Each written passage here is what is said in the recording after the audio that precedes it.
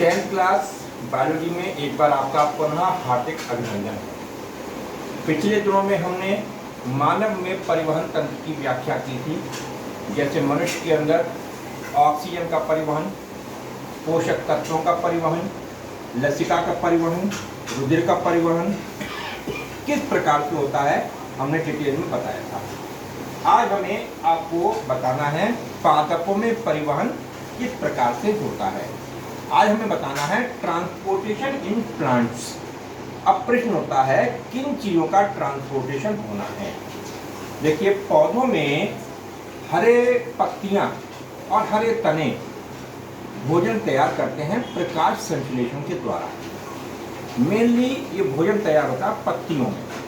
अब ये भोजन चाहिए तो पूरे पौधे के लिए, तो पूरे पौधे तक भोजन किस प्रकार से पहुंचेगा, इसके लिए पौधों में फ्लोएम वाहिकाएं होती हैं। ये फ्लोएम वाहिकाएं जो हैं पूरे पौधे के अंदर पत्तियों में बने कार्बनिक भोज्य पदार्थों को पहुंचाते हैं, परिवहन करते हैं। कैसे करते हैं नेक्स्ट वीडियो में बताया जाएगा आपको। इसी प्रकार से पौधे के अंदर जो जड़ होती है, जिसको मूल बोलते हैं, जिसको रूट बोलते हैं, जो मिट्टी के अंदर रहती है, इस रूट के 3 पार्ट होते हैं।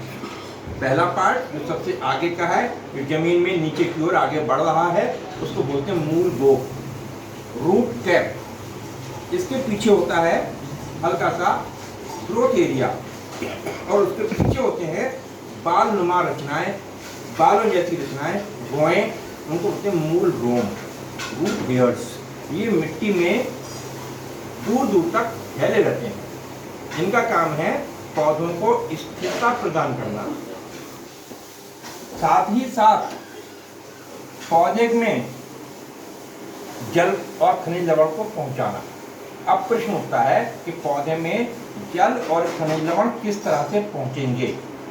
आप जब पौधा लगाते हैं तो उसमें पानी भी देते हैं। पानी कैसे देते हैं? पानी मिट्टी में लगाते हैं आप। जो पानी मिट्टी में जाता है तो पानी में भी मौजूद है खनिज लवण और मिट्टी में भी खनिज लवण मौजूद हैं। तो पानी के खनिज लवण पहले से ही हैं, मिट्टी के खनिज लवण भी उस पानी में घुल जाते हैं, और इस प्रकार से जो घोल बनता है उसको बोलते हैं केशिकीय द्रव, कैपिलरी फ्लूइड। इसका कंसंट्रेशन थोड़ा कम होता है, ये ज़्यादा गाढ़ा नहीं होता। अच्छा, मूल रोम के अंदर जीव द्रव्य बना पड़ा हुआ है, फ्लूइड पड़ा हुआ है काफ़ी। वो फ्लूइड कहता है काफ़ी गाढ़ा है। मैंने 9वीं क्लास में आपको बताया था, जब किसी गाढ़े घोल और पतले घोल को एक अर्धपारगम्य झिल्ली द्वारा अलग अलग किया जाता है, अलग अलग रखा जाता है, तो सदैव पतला घोल गाढ़े घोल की तरफ अपने आप चलता रहता है, अर्धपारगम्य झिल्ली को पार करके। इस घटना को परासरण या ऑस्मोसिस कहा जाता है। तो यही घटना यहाँ पर भी हो रही है। क्या बताया इसमें? प्रत्येक मूल रोम का जीव द्रव्य तथा कोशिका कला मिलकर एक वर्णात्मक पारगम्य कला की तरह कार्य करते हैं। वर्णात्मक पारगम्य कला कहें चाहे अर्ध पारगम्य झिल्ली कहें, एक ही बात है। कोशिका भित्ति सेलुलोज की बनी होती है तथा पूर्णतः पारगम्य होती है, और भूमि के मृदा कणों के बीच उपस्थित जल को केशिकीय जल के साथ संपर्क बनाती है।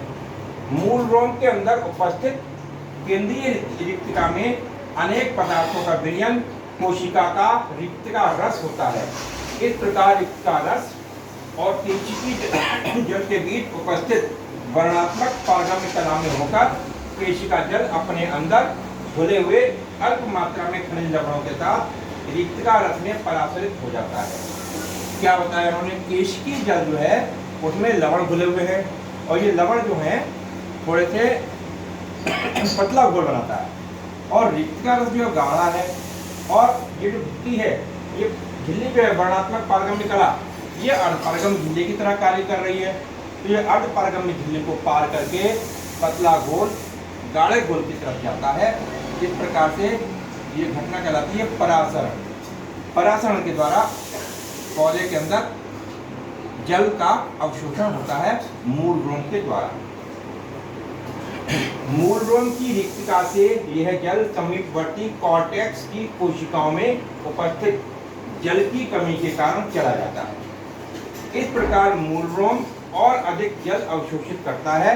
यह कॉर्टेक्स की कोशिकाओं से होता हुआ क्रमशः तथा धीरे धीरे जड़ के भीतरी भाग में उपस्थित जाइलम वाहिकाओं में रहता है। इस प्रकार जल का अवशोषण जड़ों द्वारा परासरण क्रिया से होता है।